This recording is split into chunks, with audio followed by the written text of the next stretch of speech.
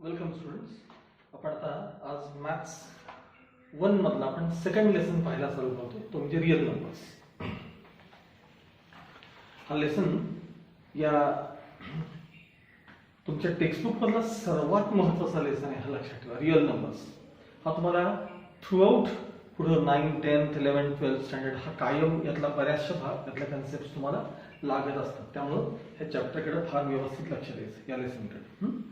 बरं, आता सेट शिकवत असताना मी तुम्हाला सेट्स हा लेसन शिकवत असताना थोडंफार रिअल नंबर्स बद्दल आपण त्यात बोललेलो आहे. ते एकदा पार्ट रिवाइज करूया आणि आपण ह्यातला जो काय असेल तो पार्ट आपण कंटिन्यू करू. ठीक आहे.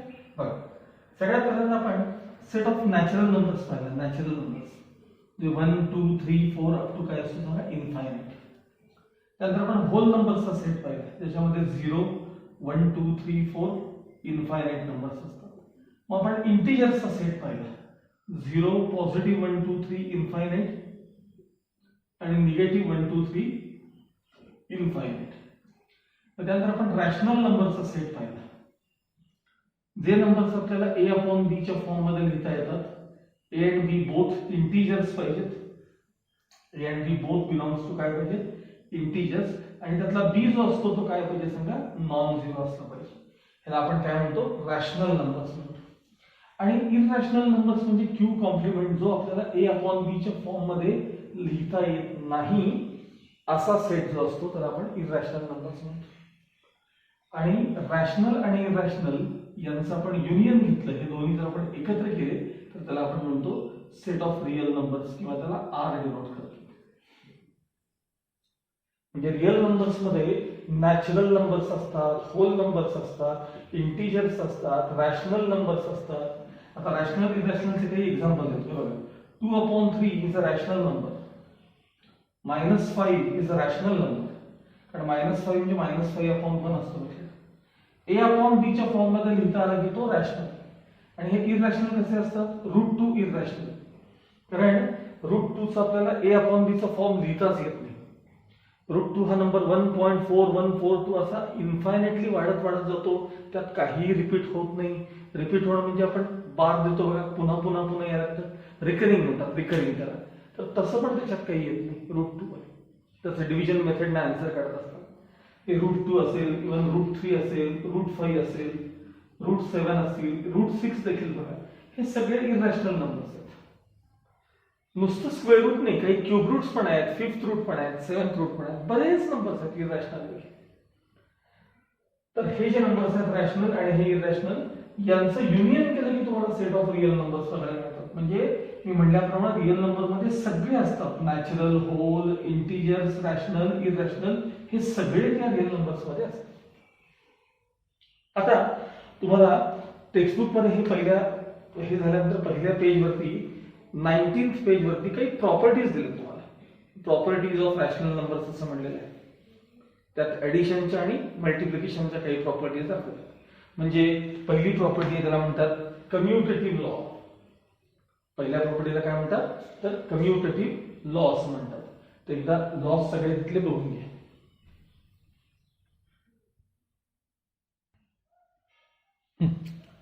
काय पाहत होतो आपण, तर त्याचे काही प्रॉपर्टीज दिल्या तुम्हाला. पहिली प्रॉपर्टी दिली मी कम्युटेटिव्ह लॉ. कम्युटेटिव्ह लॉ किंवा कम्युटेटिव्ह प्रॉपर्टी असते त्याला म्हणतात. म्हणजे काय आहे, तर त्यात एक ऍडिशनची आणि एक मल्टिप्लिकेशनची. म्हणजे दोन रॅशनल नंबरची ऍडिशन a प्लस b आणि b प्लस a ही दोन्ही ऍडिशन नेहमी काय असते, सेम असते. एवढे साधे लॉज आहेत, आपण कित्येकदा वापरतो. मल्टिप्लिकेशनच्या बाबतीत a इंटू बी आणि b इंटू ए काय असतो, हा प्रोडक्ट सेम असतो. ह्याला म्हणतात कम्युटेटिव्ह लॉ ऑफ ऍडिशन आणि हा आहे कम्युटेटिव्ह लॉ ऑफ मल्टिप्लिकेशन. त्याच्या खाली असोसिएटिव्ह लॉ दिलाय त्यांनी. समजा associative law, ASSOCIATIVE. Associative law म्हणजे काय, समजा तुम्हाला 3 नंबरची ऍडिशन करायची, a plus B plus C अशी तिघांची समजा ऍडिशन करायची. मग त्यात तुम्ही पहिल्यांदा दोघांची ऍडिशन केली आणि त्यात तिसरा नंबर ऍड केला तरी चालतो, किंवा हे असं केलं तरी चालतं, a plus B plus C. समजा बी आणि सी ची ऍडिशन मी आधी करणार, मग त्यात a ऍड करणार तरी चालतं. इव्हन ए आणि सी पण ऍड केलं तर अधिक चालतं, काही मिळत, ह्याला म्हणतात असोसिएटिव्ह लॉ. हाच मल्टिप्लिकेशनच्या बाबतीत ए इंटू बी इंटू सी तिघांचं मल्टिप्लिकेशन तुमचा समजा तुम्हाला करायचं असेल तर ए इंटू बी आधी करा, त्याला नंतर सी ने मल्टिप्लाय करा, किंवा ए इंटू बी इंटू सी करायचं आहे तुम्हाला तर बी आणि सी चं प्रोडक्ट आधी घ्या, त्याला इंटू ए करा तरी चालतं. इव्हन ए आणि सी हा प्रोडक्ट आधी घेतला आणि त्याला नंतर बी ने मल्टिप्लाय केलं तरी चालतं, ह्याला म्हणतात associative law. Next identity law. Identity law तर ऍडिशनच्या बाबतीत तो असा आहे, कोणत्याही रॅशनल नंबर मध्ये ए मध्ये 0 ऍड केला किंवा 0 मध्ये कोणताही रॅशनल नंबर ऍड केला तर तुम्हाला तेच आन्सर परत मिळतं. तेच मिळतं ह्याला आयडेंटिटी म्हणतात. तेच आन्सर परत मिळतं ह्याला काय म्हणतात आयडेंटिटी. मल्टिप्लिकेशनच्या बाबतीत कोणत्याही रॅशनल नंबरला 1 ने मल्टिप्लाय केलं किंवा 1 ने कोणत्याही रॅशनल नंबरला मल्टिप्लाय केलं तरी तुम्हाला तोच नंबर परत मिळतो, ह्याला म्हणायचं identity law. Next inverse law. पुढचा आहे इन्व्हर्स. ऍडिशनच्या बाबतीत असं आहे, कोणताही नंबर आणि त्याचं निगेटिव्ह यांची ऍडिशन नेहमी काय असते सांगा 0. म्हणजे -5 + 5 यांची ऍडिशन कायम काय असते सांगा 0 असते. आणि मल्टिप्लिकेशनच्या बाबतीत कोणताही नंबर आणि त्याचा रेसिप्रोकल यांचा प्रॉडक्ट नेहमी 1 असतो. यांचा प्रॉडक्ट काय असतो नेहमी 1 असतो. अशा तुम्हाला इथं काही प्रॉपर्टीज दिलेल्या आहेत. ठीक आहे. आता नेक्स्ट पुढच्या पेजवरती तुम्हाला फार महत्वाचा पार्ट आहे, तो म्हणजे टर्मिनेटिंग आणि नॉन टर्मिनेटिंग रिकरिंग. बघा पेज नंबर 20 काढा सगळ्यांनी. पेज नंबर 20 तिथं तुम्हाला रॅशनल फार महत्वाचा भाग आहे बरं का, मी आता शिकवणार आहे, एकदम सोपं आहे खरं तर. टर्मिनेटिंग आणि नॉन टर्मिनेटिंग रिकरिंग असे 2 शब्द बघायला मिळतात का बघा तुम्हाला. टर्मिनेटिंगचा अर्थ म्हणजे काय माहिती का, टर्मिनेटिंगचा अर्थ संपणार, टर्मिनेट होणं म्हणजे संपणं, आणि नॉन टर्मिनेटिंग म्हणजे कधी न संपणार. टर्मिनेटिंग म्हणजे संपणारा आणि नॉन टर्मिनेटिंग म्हणजे काय सांगा कधीही. टर्मिनेट होणं म्हणजे कमी कमी कमी होत संपून जाणारा टर्मिनेट म्हणतात, आणि नॉन टर्मिनेटिंग म्हणजे कधीही संपत नाही. एक 2 साधे एक्झाम्पल देतो, लक्षात अगदी सिंपल. 3 divided by 4. आता मी याचं पहिल्यांदा साईडने डिव्हिजन करतो. 3 ला 4 ने डिवाइड करूया आपण. 4 0 0, रिमाइंडर 3 डेसिमल पॉइंट. 4 7 28, रिमाइंडर 2.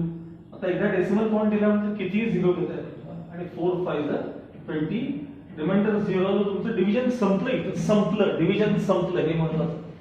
तर याचा आन्सर आलं 0.75. ठीक आहे. आणि हे करूया 7 डिवायडेड बाय 10. आता 7 डिवायडेड बाय 10 तर ओरली करता येतं तुम्हाला 0.7. तुम्हाला वाटलं तर असं डिव्हिजन करून बघा. 7 डिवायडेड बाय 10 करून बघा डिव्हिजन, तुम्हाला आन्सर 0.7 बघायला मिळेल. आणि हे करूया. समजा 13/25 करून बघा. 13 divided by 25. 25 0 0, remainder 13, decimal point गेला. 25 5 125, 5 शिल्लक राहिले 0. 25 2 50, रिमाइंडर 0, डिव्हिजन संपलं 0.5. हे 3 एक्झाम्पल्स एका बाजूला. आता आणखी 3 बघा पुढे.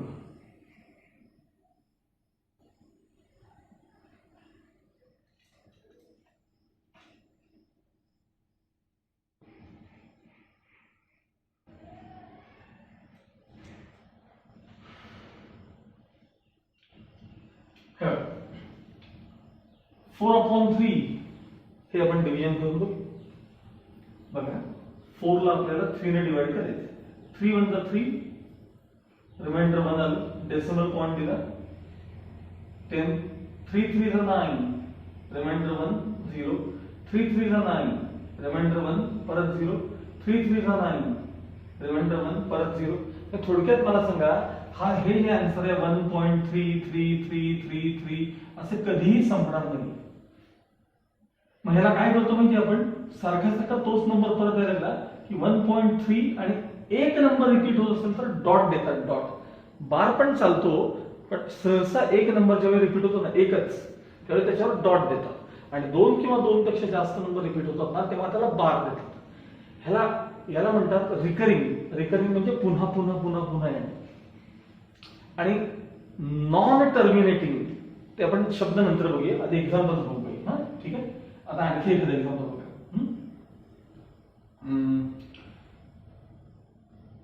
समजा 11 डिवायडेड बाय 6 हे एक्झाम्पल करूया आपण डिव्हिजन. 11 divided by 6. 6 म्हणजे 6 5 राहिले डेसिमल पॉइंट. 6 8 जा 48 reminder 2 0.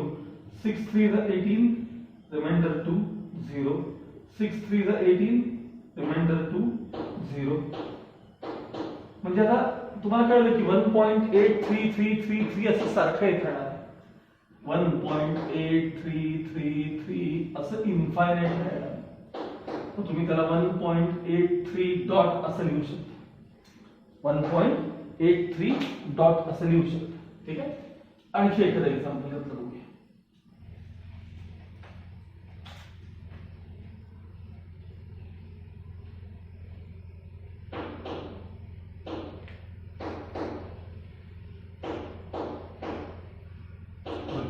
Fifteen divided by 7 upon division कर दूंगा.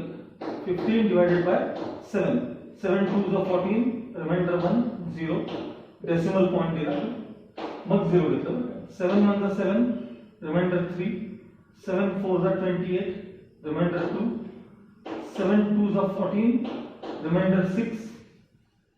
त्यानंतर 7 8 जा 56 रिमाइंडर 4. 7 5 जा 35 रिमाइंडर 5. 7 7 जा 49 इथे लिहितो रिमाइंडर 1. आता 1 झाले म्हणजे आता काय होणार परत सांगा. पुढे 10 इथे बघा 10 आलं परत.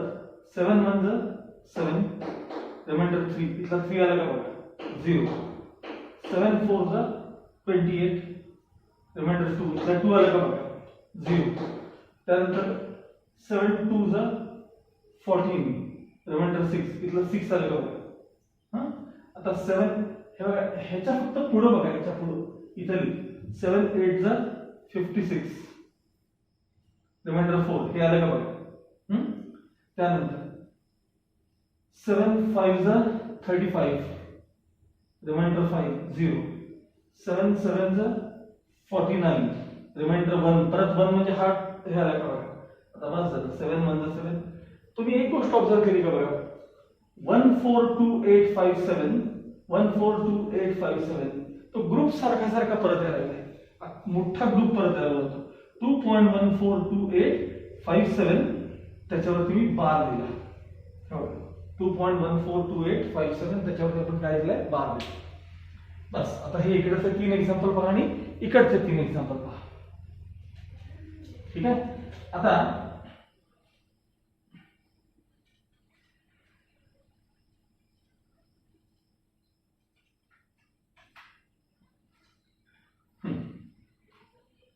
हे जे इकडचे 3 नंबर्स आहेत डिव्हिजन दाखवलेले, ह्या डिव्हिजन आपोआप संपलं की नाही सांगा. म्हणजे हे जे रॅशनल नंबर्स आहेत या सगळ्या रॅशनल नंबरचा हा डेसिमल फॉर्म आहे. यांचं हे डेसिमल फॉर्म आहे. हे रॅशनल नंबर्स डेसिमल फॉर्म मध्ये दिलेला आहे. हा रॅशनल नंबर डेसिमल फॉर्म मध्ये दिलेला आहे. हा रॅशनल डेसिमल फॉर्म मध्ये दिलेला आहे. हे जे डेसिमल फॉर्म्स आहेत हे 2 प्रकारचे असतात. कोणत्याही एखाद्या रॅशनल नंबरचा जो डेसिमल फॉर्म असतो तो फॉर्म 2 प्रकारात असू शकतो. एक terminating type of decimal fraction, म्हणजे हे बघा टर्मिनेटिंग म्हणजे आपोआप संपणार terminating type of decimal fraction. आणि दुसरा non terminating recurring decimal fraction. Non terminating म्हणजे न संपणार आहे, रिकरिंग म्हणजे पुन्हा पुन्हा येणार आहे, आणि decimal fraction non terminating recurring decimal fraction. Decimal fraction म्हणजेच हे दशांश चिन्हात आपण जे डेसिमल पॉईंट देऊन देतो ना त्याला डेसिमल फ्रॅक्शन म्हणतात. पण कुठल्याही रॅशनल नंबरचा डेसिमल फॉर्म हा दोन प्रकारचा असतो. इकडे जो फॉर्म आहे त्याला म्हणतात टर्मिनेटिंग. हा जो इकडे आपण फॉर्म आहे त्याला काय म्हणायचं, टर्मिनेटिंग. आणि इकडचा जो आहे तो काय सांगा, नॉन टर्मिनेटिंग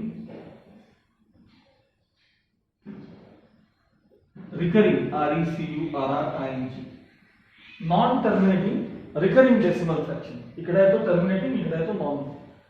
आता सर्वात महत्वाचा भाग आहे तो आता मी सांगतो, नीट ऐका. हे बघा, जेव्हा तुमचा एखादा फ्रॅक्शन टर्मिनेटिंग डेसिमल फॉर्म मध्ये असतो नाही, तेव्हा त्याच्या डिनॉमिनेटरकडे लक्ष द्या.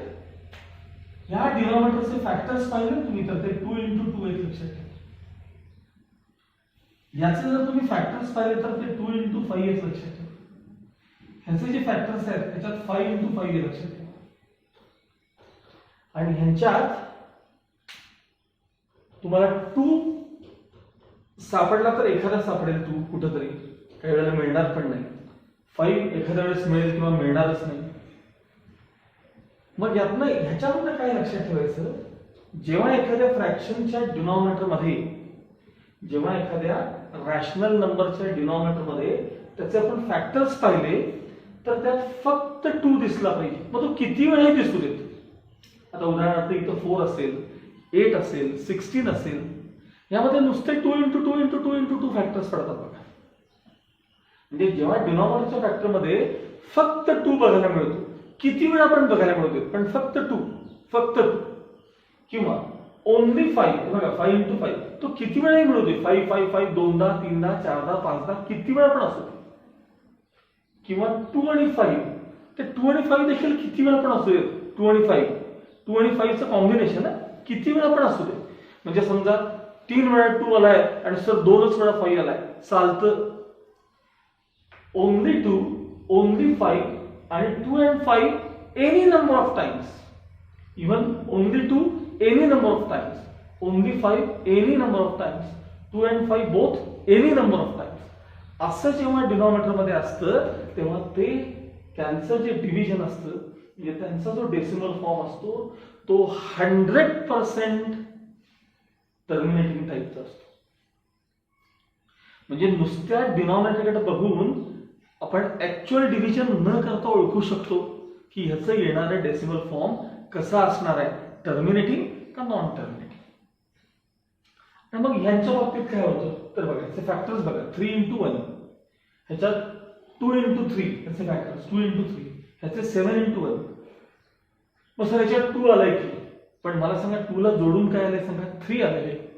ह्याच्यामध्ये डिनॉमिनेटर मध्ये 2 आलाय. मी काय सांगितलं, एकतर ओनली 2 पाहिजेत सगळे किंवा ओनली 5 पाहिजेत, आणि कॉम्बिनेशन मध्ये आलं तर 2 आणि 5 यायला पाहिजे, दुसरं कोण चालत नाही. मग अशा वेळेस फक्त त्यांचं डिव्हिजन जे असतं ते terminating type of decimal fraction असतं. अदरवाईज नॉन टर्मिनेटिंग रिकरिंग असतात. हा तुमचा झाला पहिला पार्ट. ठीक आहे. नंतर त्यामध्ये एक पुढे पार्ट असा आहे की एखादा असा जर तुम्हाला फ्रॅक्शन दिला नॉन टर्मिनेटिंग रिकरिंग, तर त्याला रॅशनल नंबर मध्ये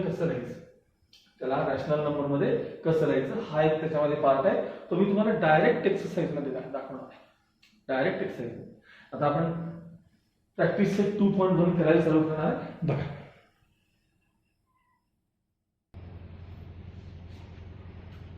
ओके. नाउ प्रॅक्टिस सेट 2.1 त्यातला first question. Classify the decimal form of the given rational numbers. Classify the decimal form of given rational numbers into terminating and non-terminating recurring type. Terminating आणि non terminating recurring type. आणि तुम्हाला असे numbers दिले. हे एवढे सगळे numbers आहेत, बहुतेक 6 आहेत, 5 आहेत. बघा, हा प्रॉब्लेम तुम्हाला दिला आहे. आणि यातले कोणते टर्मिनेटिंग आहेत आणि कोणते नॉन टर्मिनेटिंग आहेत. ठीक आहे. मग आता मी इथं खाली असं लिहितो, टर्मिनेटिंग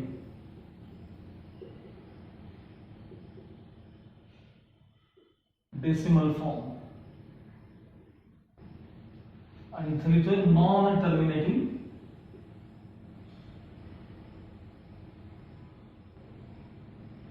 रिकरिंग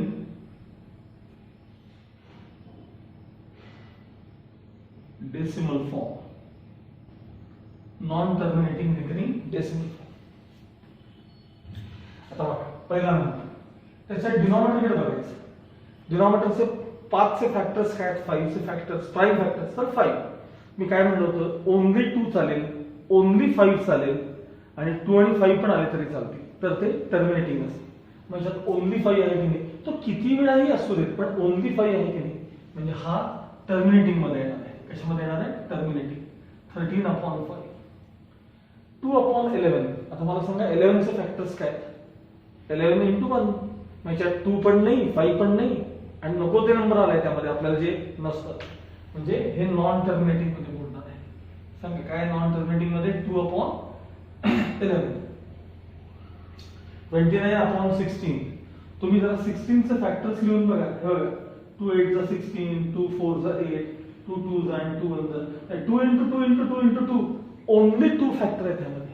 तो किती वेळा पण असू देत, पण या 16 च्या डिनॉमिनेटर मध्ये फक्त 2 2 2 2 हाच फॅक्टर आहे, म्हणजे याचा अर्थ हा टर्मिनेटिंग फॉर्म मध्ये आहे. 29/16. पुढचा बघा 17/125. आता 125 चे जर मी फॅक्टर्स लिहिले तर 5 25 जा 5 5 जा आणि 5 1 जा, तर 5 × 5 × 5 असे डिनॉमिनेटर मध्ये 3 वेळा 5 येतात. ओनली 5 आहे ना, म्हणजे त्यामध्ये ओनली 5 हा फॅक्टर आहे ना, म्हणजे याचा अर्थ हा पण काय असेल ना? टर्मिनेटिंग. तो किती वेळा येऊ देत पण तो टर्मिनेटिंग मध्ये येतो. आता 11/6. मग डिनॉमिनेटर मध्ये 6 आहे. मग 6 चे फॅक्टर्स काय आहेत? सांगा 6 चे फॅक्टर्स. तर 2 × 3. 2 आहे पण आपल्याला लागतो 5, त्याच्या सोबत कॉम्बिनेशनचा 5 लागतो. नाहीये 3 नंबर आहे, म्हणजे याचा अर्थ याचं जे आन्सर असणार आहे ते कशात असणार आहे सांगा? रिकरिंग. 11/6 हे non terminating recurring decimal form मध्ये तो टाइप करणार आहे. हे मी फक्त तुम्हाला कशावरून ओळखायला शिकवलंय? डिनॉमिनेटरवरून. आता काही स्कूलमध्ये तुम्हाला असं सांगतील, म्हणजे काही वर्गांमध्ये काही आपले तुमचे मॅथ्सचे टीचर असं सांगतील की असं याचं डिव्हिजन करून दाखवायचं, म्हणजे पहिल्यांदा फर्स्ट नंबर लिहून घ्यायचा काय, मग त्याला 13/5 असं डिव्हिजन करून दाखवायचं. 13/5 चं डिव्हिजन करूया आपण आता. बघा 5 2 जा 10, रिमाइंडर 3, डेसिमल पॉइंट 0, 5 6 जा 30, रिमाइंडर 0. संपला प्रॉब्लेम. म्हणजे थोडक्यात 13/5 चा आन्सर तुम्ही किती आणलं सांगा? 2.6. मग खाली लिहायचं इट इज. आता डिव्हिजन आपोआप संपलं ना, हे डिव्हिजन आपोआप संपलंय, त्याला काही परत परत कोण येणार आहे का? नाही. मग असं लिहायचं इट इज टर्मिनेटिंग, किंवा the decimal form of given fraction is, the decimal form of given fraction is terminating, किंवा it is terminating decimal fraction, एवढं लिहिलं तरी चालतं. मग दुसरा नंबर घ्यायचा, ते डिव्हिजन करून दाखवायचं, त्याचा आन्सर काय आहे तो बघायचं, मग ते टर्मिनेटिंग आहे का नॉन टर्मिनेटिंग आहे, असं डिव्हिजन करून पण काही जण सांगतात. मग जर तुम्हाला, आणि मगाशी मी दाखवताना ते डिव्हिजन करूनच दाखवले तुम्हाला, म्हणजे ते काही चुकीचं आहे असं नाही, पण मी तुम्हाला सगळ्यात सोपी मेथड शिकवली. डिनॉमिनेटर बघा, फक्त 2 असेल किंवा फक्त 5 असेल किंवा 2 आणि 5 काही असेल, किती वेळही असेल, तर अशा वेळेस त्याचं डिव्हिजन जे असतं ते टर्मिनेटिंग असतं. आणि या व्यतिरिक्त काही वेगळं आलं तर ते काय असतं? नॉन टर्मिनेटिंग असतं. बस एवढं सोपं मी तुम्हाला सांगितलं. तर तुम्हाला स्कूलमध्ये जसं शिकवलंय तसं कंटिन्यू करायचं, पण मी तुम्हाला क्वेश्चन हा असा सोडवायला सांगितलाय. ओके.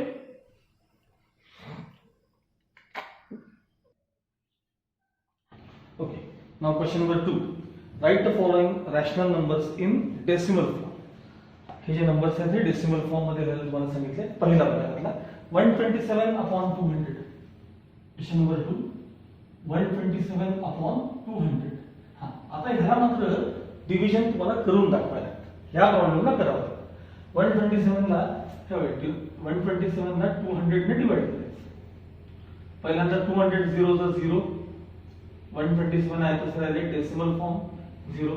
206 जा, म्हणजे 2 6 जा 12, 1200 आले, रिमाइंडर आले 70, पुन्हा एक 0 दिला, 2 3 जा 6 म्हणजे झाले 600, रिमाइंडर आले 100, एक 0 घेतला, 2 5 जा 10 म्हणजे 205 जा 1000, रिमाइंडर 0.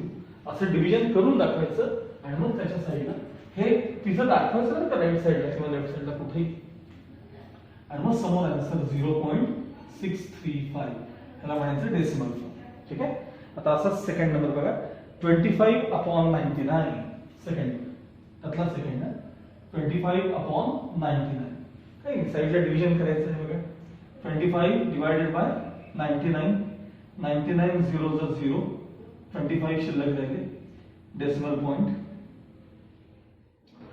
9 3 जा 27 म्हणजे जरा मोठे होतात, मग 99 2 जा 198, 99 2 जा किती येतात 198. आता इथं 52 शिल्लक राहिले, मायनस केला तर एक 0 दिला. ठीक आहे. हे जवळपास 100 आहे, लक्षात ठेवा. 105 जा 500 येतात ना, मग तसं करायचं 5. 99 5 जा 495, 99 5 जा किती येतात 495. ठीक आहे. 5 + 5 10, 10 + 2 शिल्लक राहिले सगळं 25. पुन्हा एक 0 दिला. ठीक आहे. आता मी जरा थोडंसं इकडचं जरा पुसतो बरं का. हे जरा पुसू. ठीक आहे. पुन्हा 99 2 जा किती येणार आहे, 99 2 जा 198, रिमाइंडर आलं 52. हेच याला किती बघा तुम्ही, बघा एक 0 दिला. ठीक आहे. 99 5 जा 99 5 जा किती येणार आहे 495, बरोबर. म्हणजे रिमाइंडर पुन्हा किती येणार आहे 525. हे बघा पुन्हा हेच 25 परत यायला लागला बघा, हाच 25 परत यायला लागला, म्हणजे तेच येणार आहे 25 25 25 असं सारखं येणार आहे. मग याचा आन्सर लिहायचं 0.25 आणि वरती काय द्यायचं 12 द्यायचं. लक्षात आलं. आता यानुसार तुम्ही यातले राहिलेले 3 क्वेश्चन्स आहेत हे आपले आपण करायचं. साधे डिव्हिजन तर करायचं, काही नवीन नाही. काही वेळेला डिव्हिजन आपोआप संपेल याच्यासारखं, काही वेळेला संपणार नाही, परत परत येईल, त्यावेळी 12 द्यायचा, आणि ज्यावेळेस संपेल त्यावेळेस संपला असेल, काही प्रश्न नाही. ठीक आहे. यानुसार हा पण एक क्वेश्चन पूर्ण करायचा. आता मी पुढचा जो क्वेश्चन सांगणार आहे तो मात्र फार महत्वाचा आहे. Okay. Write the following rational numbers in P/Q form. हे तुम्हाला काही रॅशनल नंबर्सचा डेसिमल फॉर्म दिलाय त्यांनी, म्हणजे दशांश चिन्हात दिले डेसिमल फॉर्म, आणि तुम्हाला P/Q च्या फॉर्म मध्ये लिहायचंय. त्यातला पहिला नंबर आहे 0.6, 0.6 त्याच्यावरती डॉट दिलेला आहे. हा नंबर कशा फॉर्म मध्ये लिहायचा आपल्याला, तर तो P/Q म्हणजे रॅशनल नंबरच्या फॉर्म मध्ये आपल्याला लिहायचा आहे. रॅशनल नंबरच्या फॉर्म मध्ये लिहायचं. मग पहिल्यांदा त्याची प्रोसेस अशी आहे, लेट या नंबरला x अज्यूम करायचं. लेट x = 0.6 आणि त्याच्यावरती काय द्यायचं आपल्याला डॉट द्यायचा. लेट x = काय दिलंय 0.6 आणि त्याच्यावरती आपण डॉट दिला. ठीक आहे. मग आता याचा पुढच्या स्टेप मध्ये मीनिंग द्यायचं. याच्या पुढच्या स्टेप मध्ये काय लिहायचं, मीनिंग काय नक्की याचा अर्थ आहे. तर देअरफॉर याचा अर्थ असतो x = 0.6666 हे सारखं परत येत आहे. हा त्याचा अर्थ आहे. आता डेसिमल पॉइंटच्या पुढे एकच डिजिट ज्यावेळी असेल त्यावेळेस इथं पुढची स्टेप करायची, मल्टिप्लाइंग बोथ साइड्स बाय 10. नीट आहे का, डेसिमल पॉइंटच्या पुढे एक डिजिट असेल तर multiplying both sides by 10. Decimal पॉइंटच्या पुढे 2 डिजिट्स असतील तर multiplying both sides by 100. 3 digit असतील तर मल्टिप्लाइंग बोथ साइड्स बाय 1000. आता पुढे बघा, मल्टिप्लाइंग बोथ साइड्स बाय 10. आता मी ह्याला 10 ने मल्टिप्लाय केले, 10x आले इज इक्वल टू. आता नीट लक्ष द्या, जर ह्या डेसिमल फ्रॅक्शनला मी 10 ने मल्टिप्लाय केलं तर तुम्हाला माहिती आहे डेसिमल पॉइंट एक डिजिट उजवीकडे सरकतो की नाही. आता इथे आहे बघा, इथे डेसिमल पॉइंट दिसला का, 10 ने मल्टिप्लाय केल्यावर तो इकडे सरकेल, म्हणजे 6.666666 इन्फायनाइट वेळा होईल का. मग 10x इज इक्वल टू, आता ह्याला आपण थांबवायचं, सारखं रिपीट व्हायला लागेल ना, त्याला थांबवायचं. 6 वरती डॉट देऊया आपण, कारण 6 रिपीट व्हायला लागेल. ह्याला द्यायचं इक्वेशन 2 आणि ह्याला द्यायचं प्रॉब्लेमला इक्वेशन 1. आणि ते झाल्यानंतर इक्वेशन 2 मधून इक्वेशन 1 सबट्रॅक्ट करायचं. असं म्हणायचं सबट्रॅक्टिंग इक्वेशन 1 फ्रॉम इक्वेशन 2. यातून हे इक्वेशन मायनस करायचं. मग बघा 10x minus 1x LHS minus LHS 10x minus 1x is equal to 6.6 minus 0.6 minus 0.6 10x minus x म्हणजे किती आले सांगा 9x इज इक्वल टू आता ह्याचं सबट्रॅक्शन बघा 6.6 मायनस 0.6 हे .6 गेले म्हणजे 0 आणि 6 मधून 0 गेले 6 थोडक्यात काय उरलं 6.0 आणि म्हणजे 6 उरले फक्त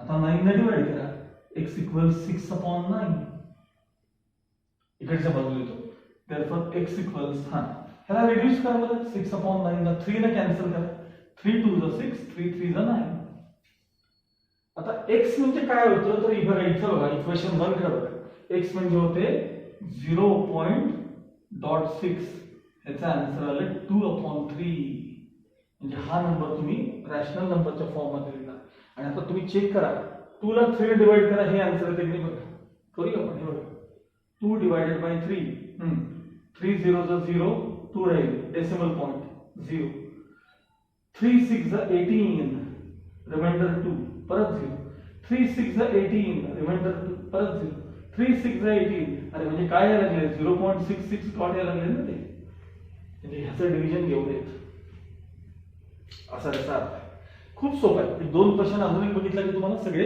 करता येतात ओके ओके त्यातला आता मी थर्ड एक्झाम्पल घेतलंय बघा 3.17 बार म्हणजे रिकरिंग येतो रिकरिंग 17 बघा लेट त्या नंबरला पहिले x म्हणा 3.17 ला x म्हणा इक्वेशन 1 घ्या मग त्याचं मीनिंग घ्यायचं मीनिंग 3.171717 असं इन्फायनाइट वेळा चालले असायचा अर्थ असतो मी काय म्हणलं होतं मग अशी डेसिमल पॉइंटच्या पुढे 2 डिजिट असतील तर कितीने मल्टिप्लाय करायचं 100 ने मग मल्टिप्लाइंग बोथ साइड्स बाय 100 म्हणायचं मल्टिप्लाइंग बोथ साइड्स बाय 100 मग करा बरं ह्याला 100 ने मल्टिप्लाय केल्यावर किती आले 100x आता या नंबरला जेव्हा 100 ने तुम्ही मल्टिप्लाय कराल तेव्हा डेसिमल पॉइंट 2 डिजिट राईट साइडला जाईल की नाही म्हणजे 317.171717 ते पुढे वाटतं तितक्या वेळ मग आता ह्याला थांबवायचं आपण 100x इज इक्वल टू 317 सारखं कोण यायला लागलंय बार 17 ह्याला इक्वेशन 2 द्यायचं मग असाची लाईन द्यायची सबट्रॅक्टिंग